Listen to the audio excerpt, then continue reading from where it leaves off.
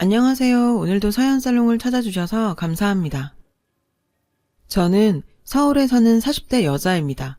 사실 결혼 생각 없이 살고 있었는데 저희 부모님은 제가 30 넘어도 결혼 안 하니까 발을 동동 구르셨어요. 결국 30대 초중반은 회사 끝나면 엄마 아빠가 주선해준 선자리를 나가면서 시간을 보내곤 했었네요. 그런데 그 남자들이 하나같이 눈에 차지 않았어요. 그도 그럴 것이 저 정말 모자란 것 없이 살았거든요. 저희 엄마 아빠는 자수성가하신 사업가세요. 젊은 시절 죽도록 고생하셔서 의류사업에서 성공하셨죠. 사업 성공해서 저와 남동생 키우는데 아낌없이 쓰셨어요. 물론 아들을 더 위하시긴 하셨지만 저도 모자란 것 없이 누리고 살았었어요. 엄마 아빠가 교육열도 높으셔서 고등학교 때는 고액 과외받아 성적 끌어올려서 서울에 있는 남들 다 아는 대학 나왔고 미국 연수도 2년 갔다 왔었거든요. 다녀와서는 외국계 회사에서 근무하고요. 그러니 웬만한 남자가 눈에 들어오겠어요? 좀 잘생겼다 싶으면 벌이가 시원찮고 벌이가 괜찮다 싶으면 인성이 틀려먹었고 그런 남자들이 대부분이었습니다. 30대 후반까지 결혼을 안 하고 있으니 저희 부모님께서는 주변에서 딸 어떡할 거냐고 독촉을 많이 들으셨어요. 그런 얘기 듣고 오는 날이면 저를 들들 볶으셨죠. 눈이 그렇게 높아서 어떡할래? 누구 하나라도 빨리 골라 잡아 어여 결혼해. 그 말을 들을 때마다 아예 무시할 수는 없었어요. 부모님이 지금까지 키워주셨는데 아예 부모님 뜻에 반하게 혼자 살 순 없겠다 싶더군요. 30 중반 넘어서부터는 선자리에 진지하게 나가기 시작했었어요. 그래도 저희 엄마 아빠 사업이 탄탄하니 좋은 선자리가 많이 들어왔고 그중 한 사람과 마음이 맞아 연애를 하게 되었죠. 그 사람은 사실 조건으로는 저보다 한참 밑지는 사람이었어요. 집안은 평범하고 그 사람 하나 열심히 공부해서 석사학위 따서 대기업 다니고 있었어요. 벌이도 그리 많지는 않았어요. 오히려 제 벌이가 더 많았거든요. 그렇지만 워낙 성격이 서글서글하고 외모도 제 스타일이라 제가 먼저 반하고 말았죠.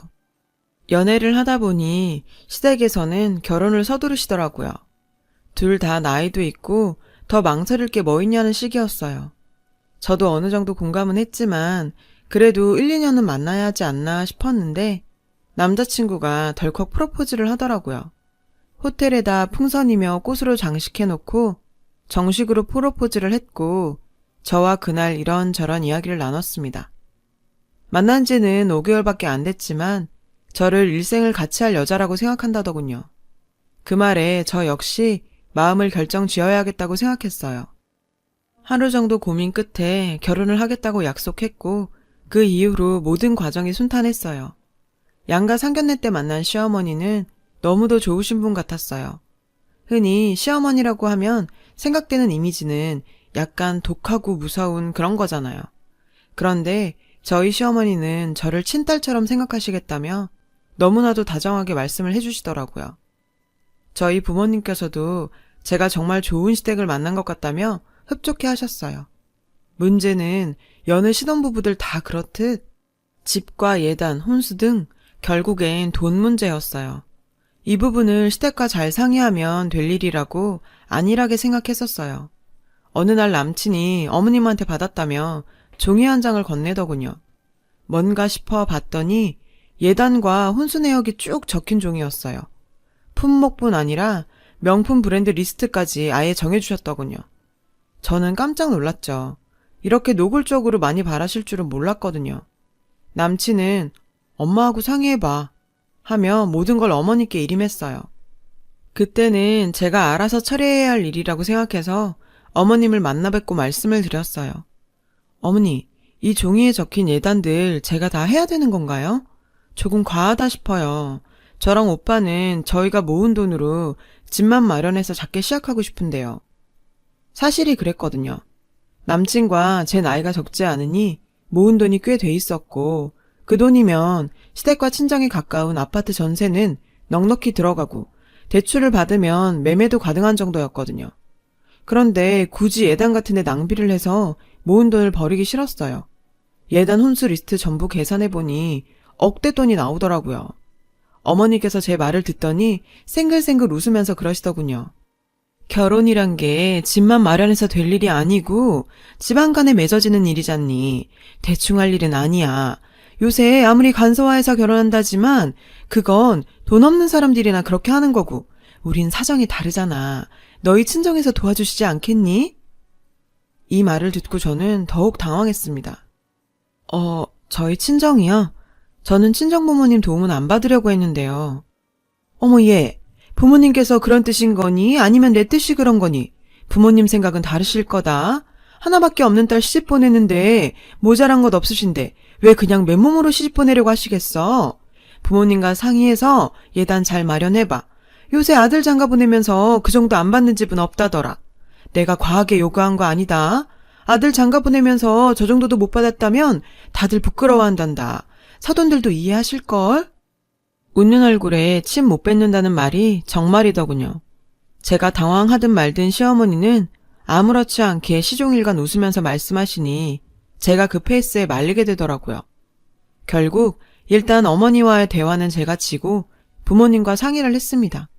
부모님께 예단 내역을 보내드리니 입을 떡 벌리시더라고요. 그도 그럴 것이 누가 봐도 과한 요구들이 많았거든요. 시어머니 밍크의 명품 가방에다 화장품 같은 소소한 물건들. 혼수는 무조건 최상급 라인으로 바라셨어요. 곰곰이 생각해보니 저희 집에서 사업을 크게 하시니까 이참에 한몫 바라는 건가 싶더라고요. 부모님께 죄송스러워서 결혼을 다시 생각하겠다고 이사를 얘기했더니 아빠가 펄쩍 뛰시더라고요. 그럼 파혼하겠단 거냐? 살다 보면 별일 다 있는데 이런 일로 파혼은 무슨. 부모가 못 해줄 정도면 몰라도 다 해줄 수 있는 거 왜? 네가 왜 파혼 딱지를 붙여? 걱정 마라. 엄마 아빠가 다 알아서 할게. 저희 부모님은 해줄 수 있는데 왜 안 해주겠냐며 괜찮다 하셨습니다. 결국 저희 집에서는 시댁의 요구를 받아들여 억대의 예단과 혼수를 마련했습니다. 집은 남편 반, 저 반 보태서 사게 되었고요.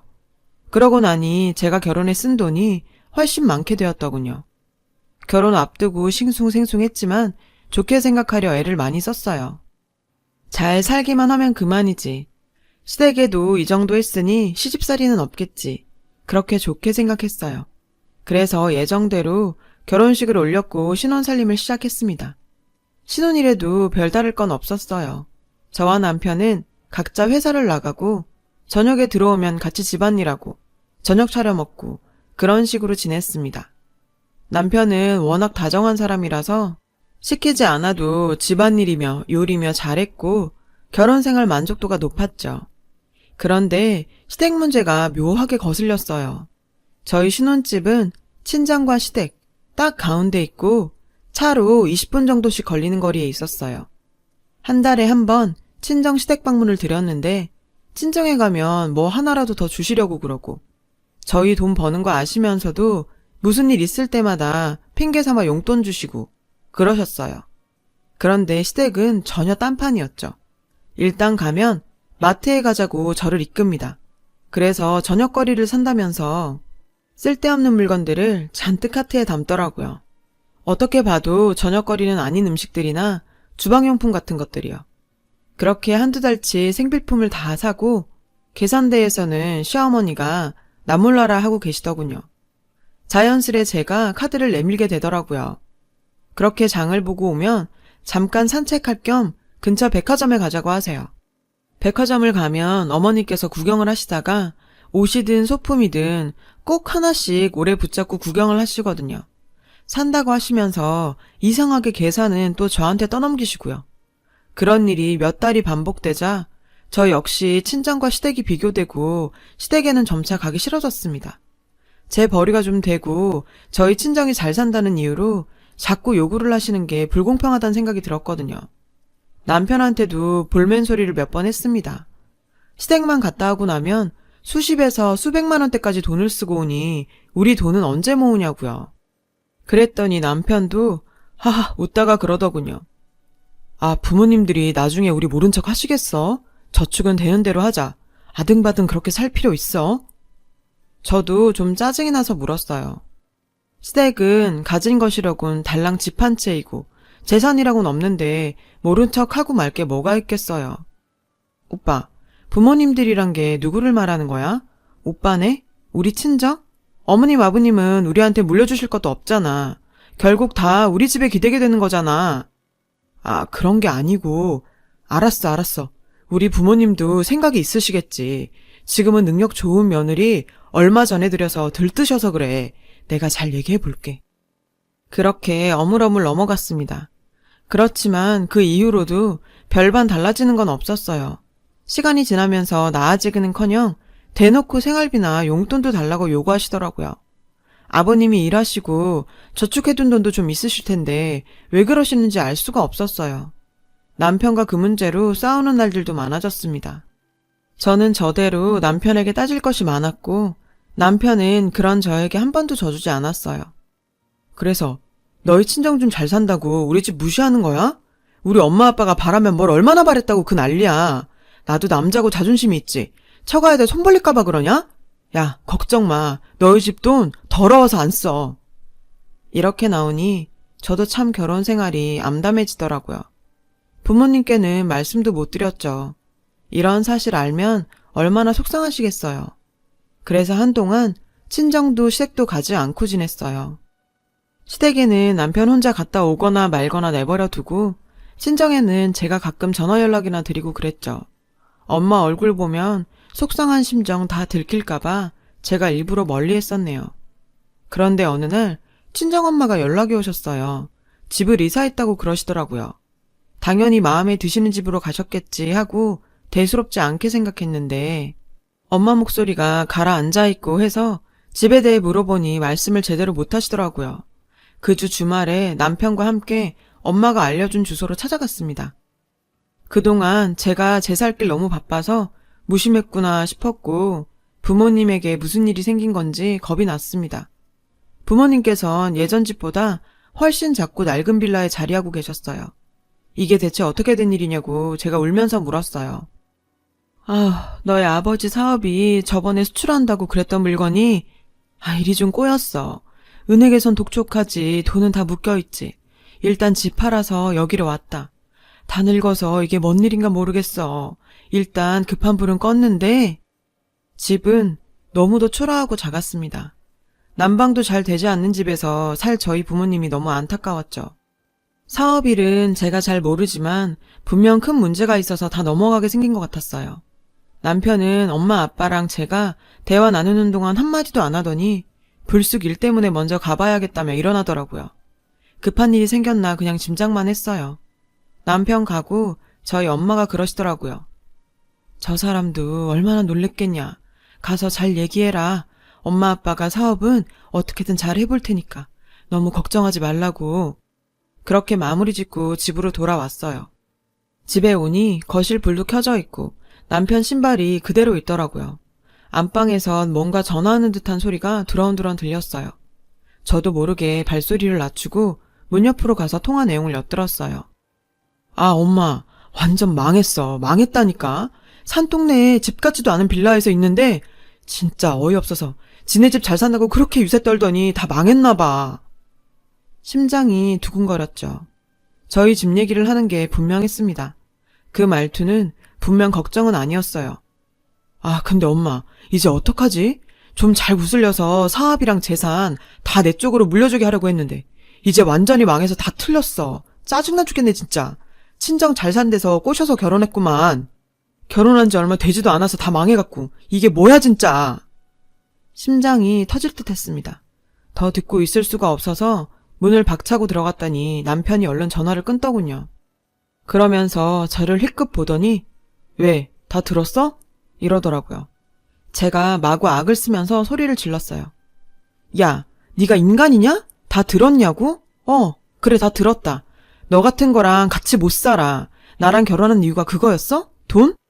남편은 어이없다는 듯이 헛웃음을 지으면서 저한테 그러더군요.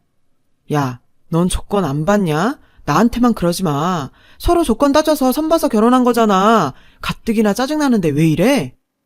남편의 그런 반응에 견딜 수 없었던 저는 결국 그 길로 신혼집을 박차고 나왔습니다. 갈 곳은 친정밖에 없었죠. 친정에 가서 그동안의 일들, 남편이 했던 말들 모두 털어놓고 이혼하겠다고 말씀드렸어요.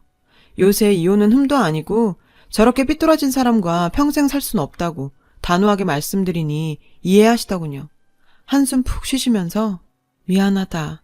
부모가 못나서 너까지 고생시키는구나. 하시며 눈물 지으시는데 그날은 영영 잊지 못할 것 같아요.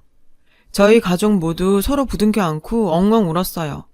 바로 이혼 절차 밟기 시작했어요. 남편은 제가 이혼 얘기하니까 할 테면 하라 그러더군요. 자기도 미련 없다고요. 저희 집이 망했으니 미련이 없는 거였겠죠. 이혼이 생각보다 절차가 복잡해서 일단 별거 하는 걸로 정리해두고 저는 집을 옮겼습니다.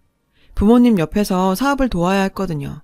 사업을 크게 하셨지만 아무래도 젊은 사람들 없이 두 분이서 주먹구구식으로 하신 부분들이 보이더라고요. 직원들도 두고 하셨지만 허점이 많았고요. 자료를 정리해보니 수출권은 손해를 보더라도 일단 접어두고 수출 때문에 등한시되었던 국내 판매에 힘을 써야 다시 일어날 수 있겠더라고요. 저랑 동생이 달라붙어서 홈페이지도 만들고 각 지역마다 다니면서 직접 티셔츠 등 단체로 입는 옷들도 홍보하고 인터넷 판매도 시작했습니다. 부모님은 그동안 알던 곳에만 고정적으로 납품을 하고 계셨거든요. 알고 보니 저희 물건이 좋다는 걸 알고 있음에도 접근성이 떨어져서 주문을 못했던 분들도 많더라고요. 그런 분들에게 더 다가갈 수 있게 인터넷 판매를 활성화시켰지요. 1년쯤 정신없이 지냈던 것 같아요.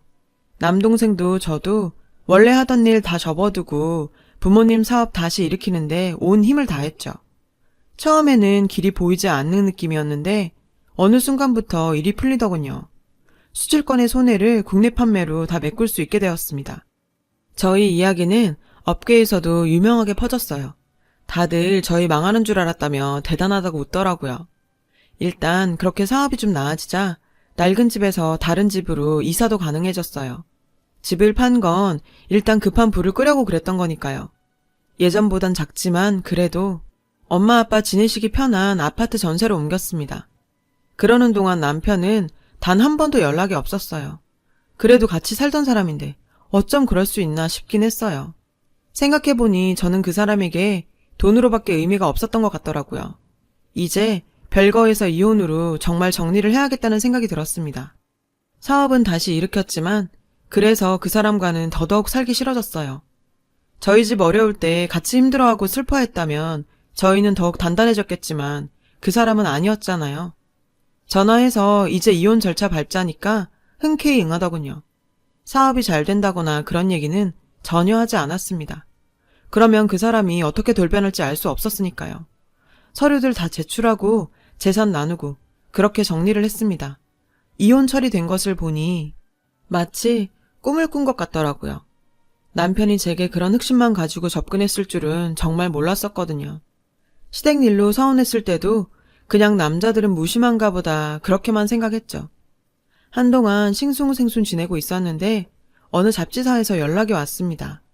최근에 인터넷 판매로 화제여서 인터뷰를 하고 싶다는 것이었죠. 사업 홍보에도 확실히 도움이 될 것 같아 흔쾌히 응했어요. 여성 잡지에 꽤 큰 기사로 날 것 같다고 하더라고요. 기자와 인터뷰를 하고 기사가 났다는 연락만 받고 너무 바빠서 그 기사를 제대로 보지도 못하고 지나갔었어요. 그런데 기사가 나고 얼마 후 남편이 전화가 왔습니다. 뭐 처리가 안 된 것이 있으니 지금 시댁으로 와달라고 그러더라고요. 뭐가 처리가 안 된 건데 이혼 다 끝났잖아. 전화로 얘기해. 아, 그럴 수가 없어. 이건 만나서 얘기해야 돼. 우리 집으로 와줘. 어? 꽤 간절하게 부탁을 하더라고요. 진짜 뭔가 이혼에 문제가 있었던 것이면 깔끔하게 처리하고 싶어서 일단 시댁으로 갔습니다. 남편도 집을 빼고 시댁으로 들어갔거든요. 시댁 식구들 보는 거 싫었지만 한사코 그쪽으로 와달라 해서 일단은 갔어요. 들어갔는데 시어머니가 활짝 웃으며 저를 반겨주시더라고요. 이혼한 며느리가 뭐 예쁘다고 반기는지 의아했는데 바로 그 이유를 알았습니다. 탁자 위에 제 기사가 나온 잡지가 떡하니 있더라고요. 잡지를 읽으신 거죠. 잡지에는 저희 회사 매출이며 그동안 있었던 일들, 다시 사업이 번창하는 얘기까지 전부 나와 있었거든요. 남편이 덜컥 무릎을 꿇더라고요. 자기야, 내가 정말 미안해. 자기도 알지? 내가 자기한테 잘하려고 그랬었는데 그때는 내가 미쳤었나 봐. 그냥 장인어른 걱정도 되고 그런 마음을 그렇게 표현했던 것 같아. 우리 다시 잘해보자. 어이없어 피식 웃었습니다. 그 속을 제가 모를까봐요. 저희 시어머니도 제 팔을 붙들더니 저에게 애원하시더군요. 예, 그러지 말고 다시 생각해보자. 안 그래도 우리 애랑 너랑 이혼시키는 거 너무 속상했어. 너도 그렇지? 이혼 딱지 붙어서 좋을 게 뭐 있어. 이혼해서 여자 혼자 어떻게 살아. 우리가 잘못했다. 응? 마음 풀고 다시 잘 합쳐보자. 제 팔을 붙잡은 그 손을 거세게 뿌리쳤습니다. 잡지 보셨어요? 그래, 우리가 너무너무 잘못했지. 어려울 때 같이 도왔어야 하는 건데 우리 애 엄청 야단쳤어. 장인어른 사업 그렇게 되었으면 사회가 도와야 한다고. 아직 젊고 살 날 많잖니? 서로 이해하고 다시 잘 살아보자. 말 같지도 않은 소리였죠. 제가 미쳤나요? 그 속으로 다시 들어가게요. 이혼 경력 저는 아무렇지 않아요. 어차피 처음부터 혼자 살 생각이었고 차라리 잘 됐다 싶기도 했어요. 연애만 해도 그만이고 그러다 결혼할 수도 있겠지만 전 남편과 재결합은 절대 있을 수 없는 일이었죠. 이제 와서 구질구질하게 이러는 거 진짜 꼴불견인 거 아세요? 오빠, 그만 일어나. 무릎 아니라 뭘 꿇어도 내 마음 변하지 않아. 어머니도 정신 차리세요. 거지근성 좀 고치고 사시고요. 제가 독하게 말했음에도 자존심은 개나 져버렸는지 저를 계속 붙잡고 얘기를 해보자는 둥 다시 생각해달라는 둥 매달리더군요. 이미 정리 다 됐는데 제가 생각할 게 뭐 있나요? 뿌리치고 나오려니 뒤에서 어머니가 주저앉아서 엉엉 우는 소리가 들리더군요. 얼마나 고소하던지요. 전 남편은 그 이후로도 내내 문자나 전화를 해가면서 저한테 매달렸어요. 짜증나서 핸드폰 번호도 바꿔버렸죠. 그러니까 사업장까지 전화해서 절 바꿔달라고 그러더군요. 야, 한 번만 더 이러면 스토킹이든 영업방이든 신고할 거야. 제가 버럭버럭 욕까지 하면서 소리를 지르니 놀랐는지 전화는 다시 안 하더라고요. 그렇게 저희의 결혼 생활은 끝이 났습니다. 후에 소개시켜줬던 사람 말을 들으니 남편이 술로 메일을 보낸다고 하더라고요. 시댁도 매일 가슴치고 있고요. 속이 쓰리겠죠. 저는 요새 홀가분합니다. 아직은 연애도 하고 있지 않아요. 나이가 40이 넘었지만 전혀 조급하지 않습니다. 한번 되어본지라 이제는 결혼을 할지 어떨지 모르겠지만 하더라도 정말 신중하게 결정할 것 같아요. 제 긴 이야기를 들어주셔서 고맙습니다. 여러분, 사연 댓글에 응원과 현명한 조언 부탁드려요. 좋아요와 구독은 저에게 큰 힘이 됩니다. 오늘도 좋은 일 가득하세요.